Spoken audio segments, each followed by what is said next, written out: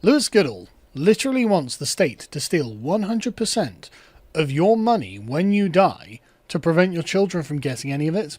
And his argument is that the children don't have any right to inherit money from their parents because they didn't, quote, earn it. Okay, but they don't have to earn an inheritance. An inheritance is literally my choice, deciding who my money goes to after I die. I'm the one who earned it, and I'm the one who decides who gets to inherit it. I'm the person making that decision because it's my money, because I did earn it. Anyway, let's listen to Lewis's brilliant argument. What we've got at the moment is an aristocracy of wealth in this country. It's also true of the United States as well. So, have we not ever had a wealthy class above us that passes money along from father to son throughout history? I think we've always had this. And I think what your 100% wealth tax would do is prevent middle class people from advancing, and working class people from advancing their own families, as in working hard, building their wealth, saving it in assets such as a house or a business, and then passing that on to their children so they can continue to build up wealth. So the family overall, over generations, gets more wealthy. That seems like a really wholesome way and healthy way for a society to become wealthier rather than poorer. Sorry, go on, Lewis, you had an argument.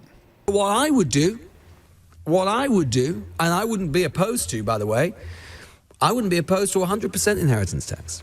Or maybe let's say 99%. You know, my rule might be that if you can put it in 2p bags, then you can hand it over. Okay, but I wouldn't be opposed to fascist goons breaking down your door and taking you off in the night, and then stealing everything you had, Lewis. I wouldn't be opposed to it. What now? Does that mean it should happen? Does that mean it would be good? Does that mean justice has been served? No. What it means is that I personally just don't care about you and your security. Just like you personally don't care about my children's security going into the future. And so, actually, maybe we should have a different settlement than this and say, well, how about if it's yours and you get to decide who gets it, then actually that's your decision and not my decision, Lewis. It's actually not someone else's decision. And that way, I won't send fascist goons to your house and you won't steal from my children. And that seems pretty good, actually. It seems like a really great arrangement. That actually we should all be entitled to the things we have without being molested by the government.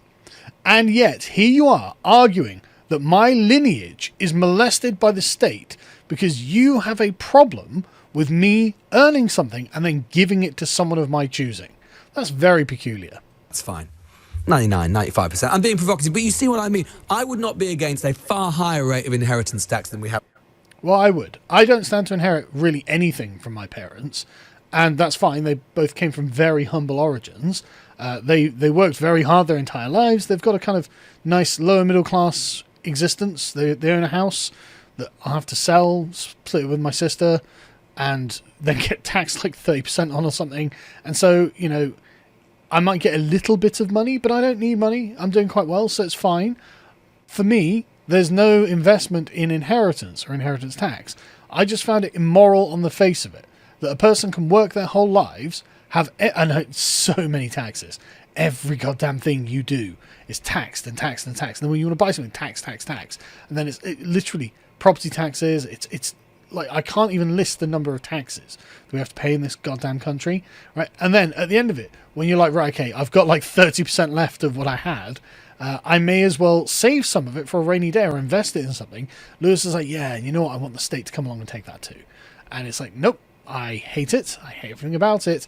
And I'm not in any way in favour of it. At the moment, which is 40% above a certain threshold. Brutal. I wouldn't be opposed to putting that to 50%, 60%, 70%. Why? Because I think the quid pro quo should be twofold. One, that helps fund public services, which... To hell with public services. I want them all defunded. I want them all private at this point. If the options are like 100% inheritance tax or 100% private services, oh, I'm going private every single time.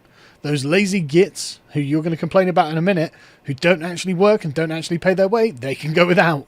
Actually helps level the playing field. Not interested in leveling the playing field. I've worked really hard, actually. I'd like to keep what I've got, and I'd like to be able to decide what to do with that money, especially after I die. In achieving a true meritocracy. Boo-hoo, don't believe you. 2, it will help us reduce taxes on income. Cut public services, then my taxes on my income would go to zero. So just get rid of it, or like, 5 or 10% maybe to pay for like the army and the police and things like that. But yeah, no, just cut all the services. I'm sick of giving services to people who frankly probably don't even deserve them at this point. Sick of it. Absolutely tired of it. Because at the end of the day, I want to incentivize work. How does this incentivize work? How does it, in fact, this disincentivizes work. A part of me working is so when I die, I know my wife and children are taken care of. I know there's something I can give to them after I pass on, so they have a better shot than I would have had if I was in their position when I was a lad. Luckily, I wasn't. Like this is not an incentive to work. This is a disincentive to work. Just like everything else about this stupid liberal order that is accidentally, it seems, not even accidentally, but like inadvertently, no, not even inadvertently, like doesn't realize that it's trying to bring about communism. It just doesn't realize. I want to incentivize productivity. How is this going to incentivize productivity? The state's going to steal 100% of what you've earned during your lifetime when you die. Be productive. Why would I bother? Why would I bother?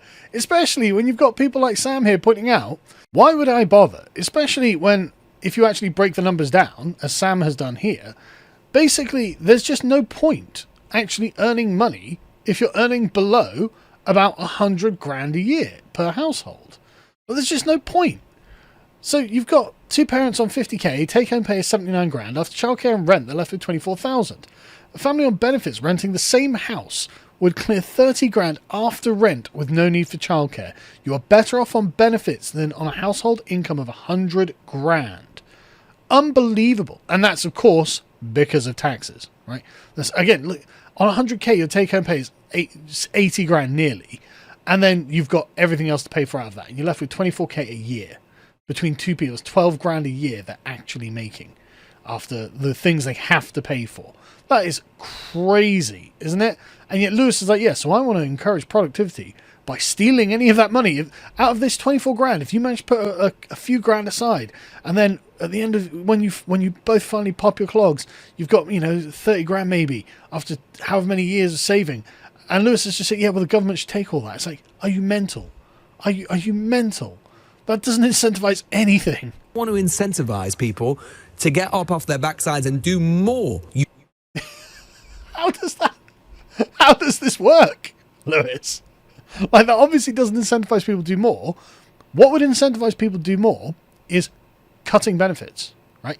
Family on benefits is a phrase that just shouldn't be able to be said, right? I don't think families should have benefits. Get jobs, get married, force them to take action. Not if the option is sit around and until you're earning more than 100k, you may as well not work a day in your life. Or get off your asses and get to work right now, or we're cutting your benefits. Just like literally cut the benefits. I'm totally thinking that cutting the benefits just outright is actually going to incentivize people. Not steal money from those people who are stupid enough to be productive so the people on benefits can sit around on benefits. Like, there's no logic to this. This is so self-evidently wrong, and yet Lewis is here, proudly, confidently, on the radio, presumably to like 1 million people listening, saying the stupidest thing you can imagine is really bizarre. You don't have a right to inherit. But if I'm the person who decides who inherits what I bequeath to them, yes, they do. They get it from me because I decided they're supposed to get it. And let's assume somehow they're suddenly devoid. I'm not even allowed to decide who is supposed to inherit my estate. How exactly does the government come by a right to what I have earned? How does the government or anyone else come by a right to my things? How does that happen? Somehow Lewis can sit there, look at him, looks so proud of himself. You don't have a right to inherit. They do if I say they do, because I'm the one who decides that. Actually, a very old standard practice in English law is that the person gets to inherit or disinherit whoever they like. If I want to ensure that my children inherit what I've had, I write this in my will. Again, many countries don't even have wills, right? I write this in my will, and that's the legal standing for my children to claim to have a right to my estate. It's literally that simple. You do have a right to inherit if your parents bestow it on you. And thankfully for my kids, they're probably going to get that, you know. Like, this crazy, you sit there, just ridiculous. Say you don't have a right to inherit. You do. And also, how is it the government has the right to inherit my property instead of my children? Where does it come from? It's his face. Like, he looks so proud of himself, saying something so patently wrong. You should have a right to work while I do have a right to work. you're alive and keep more of your own money. How exactly is that going to work when the benefits families are draining us dry? Why would we have excessive public services? I mean, the taxation is just such an evil thing at this point. That to me is more important, way more important, than your right to just inherit some money from mummy and daddy. Who cares? I don't care about your opinion. Your opinion is ridiculous. And he goes on Twitter to try and back this up, right? Globally, we're moving back to an aristocracy of wealth, more akin to the 19th century than the 20th, as if we haven't always had rich families in charge of things. Anyone who cares about social justice, I don't, should be about moving away from higher and higher levels of taxation of work, should be very concerned. Time to do something about it. Well, rather than stealing people's money, how about we stop stealing people's money? How about we just stop the excessive taxation, and then anything we can't pay for just doesn't get paid for and stops, right? If we didn't have the government stealing so much money and redistributing so much money, this just wouldn't be a problem. And so he complains that, like, oh, the top 1% alone controls 23% of wealth. Wealth not meaning Scrooge McDuck vaults of gold, but businesses, assets, things that make money. And that's not that much, is it? I mean, 1% controlling 23%, that's not even a quarter. And they pay something like 30 or 40% of the taxes. So, like, that doesn't seem that much to me. I'm not saying there isn't a problem with inequality. There is. But then I think preventing middle class and working class people from being able to actually accrue generational wealth through, say, 100% wealth tax on death, 100% inheritance tax, I don't think that's actually going to solve that problem. I get the feeling that the top 1% will just somehow, you know, use whatever tax magic that they do in offshore accounts or whatever to just get around it. I think they're probably going to keep their wealth. I think it'll just be stolen from me and my children. So I'm not really in favour of that. I think this is brilliant. Half all wealth in the UK is now inherited rather than earned. Well, that's because the boomers are locking up, I saw a graph earlier, 66 trillion in wealth, whereas everyone else, and this like everyone else is a tiny fraction of that. And so, yeah, no, it has to be inherited because we are literally retarding the ability of people younger than boomers to earn money by flooding the labour market with foreign workers, depressing the wages and increasing the saturation of labour in what is now a seller's market, a buyer's market. If you're a labour seller, well, you're out of luck, mate. You know, you've got literally millions of people literally 1 million people coming in every goddamn year to compete with you. You've got no option. And so the average age of buying a house in the UK now is 38. And the average house price is something like 12 times the yearly wage. Whereas in 1992, when we had literally, like, I think we had a negative immigration rate in the early 90s. It was 4 times, right? So it was only 4 times the average wage. And so he's just sat there going, well, I can't believe people are just inheriting now rather than buying it themselves. Yeah, no kidding. They can't buy it themselves now. So obviously wealth is going to be inherited rather than earned because we're looking at inheritance is soaring to double to 200 billion by 2040. Yeah, that's when the boomers die off. And they're going to give their wealth to their children and grandchildren. And you're like, the state needs this. Like, what? They've been waiting their whole lives to get this property off their parents. And you're like, no, the state needs to steal it. This is ridiculous. This is genuinely comical. But this is my favourite bit. Lots of people accuse me of being a communist. No, it's a liberal argument. Oh, I believe it. But the thing is, Lewis, and again, you have a bachelor's in politics and political science, right? That's the level of your education on this. So I'm not surprised you don't really know why this is a terrible argument. He says, on this, I'll defer to John Stuart Mill, if you need to, who wrote this in 1848 and would be dismissed as a commie wanker today. Agreed. The principle of inheritance is chiefly grounded on the duty of parents to provide for their children, but that duty has certain limits, and when these are exceeded, the right ceases. Beyond a certain point, to permit the transmission of enormous fortunes is nothing less to establish a monopoly of wealth, and is wholly opposed to the spirit of a free and equal society. Okay, well, I'm not in favour of what the liberal thinks is a free and equal society, because I know what they mean by that.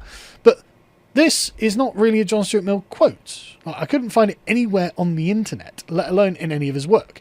The closest I could find is from his book, Principles of Political Economy, Book 2, Chapter 2, Section 4, in which he is talking about what he calls bequeathals, right? As in what you bequeath to someone when you die. And the closest I could find to this, using some of his language, again, it just never uses the principle of inheritance anywhere in the book, right? What have I done there? He never uses that anywhere in the book. The closest I could find is this bit. Were I framing a code of laws according to what seems best to me in itself, without regarding to existing opinions and sentiments, I should prefer to restrict not what anyone might bequeath, but what anyone should be permitted to acquire. So notice, he's saying that actually, I can bequeath as much as I like. 100% of what I own, I bequeath. So the government, according to John Stuart Mill, should be 0% death tax, 0% inheritance tax, because I should bequeath whatever is, again, I should prefer not what anyone might bequeath. So nothing that I have, but what anyone should be permitted to acquire. So basically, he doesn't think 100% of it should be able to go to one of my children. And it's like, okay, well, that's interesting. Each person should have the power to dispose by will of his or her whole property. Well, there we go.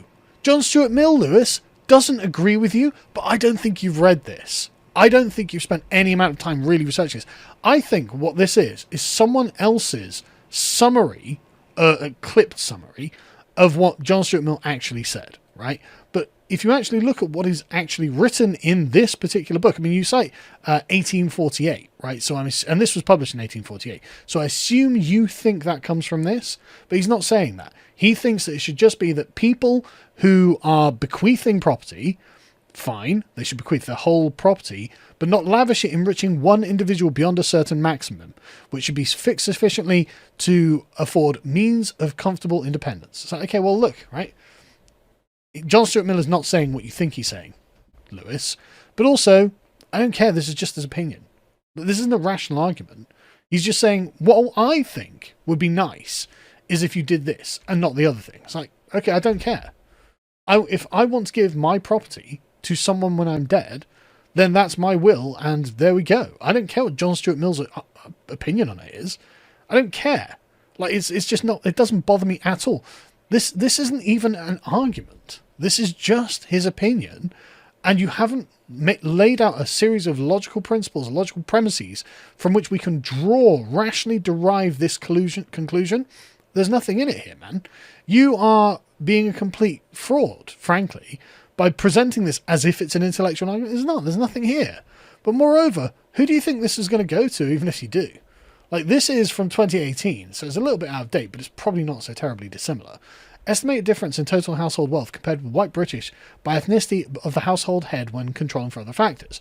Apparently, black Caribbeans own slightly more property on average than the average white Briton, but everyone else, Chinese, Asian, any other ethnic group, Indian, Bangladeshi, black African or Pakistani, they're the ones on the lower end of that. So the wealth redistribution would go to foreigners in this country. So you'd want to steal from the white British boomers and give it to the new imports for social justice. Well, I'm sorry, Lewis, totally disagree. Not only have you not made an argument, Mill hasn't made an argument. And even if Mill had made an argument, his argument would be wrong, and I'd be able to show why it was wrong, because literally everything about utilitarianism is false. It's all incorrect. It's not even a moral system itself. And so this is nonsense, and you can sit there pontificating, but I just disagree, and I think you're wrong about everything, and I think that I can show why you're wrong.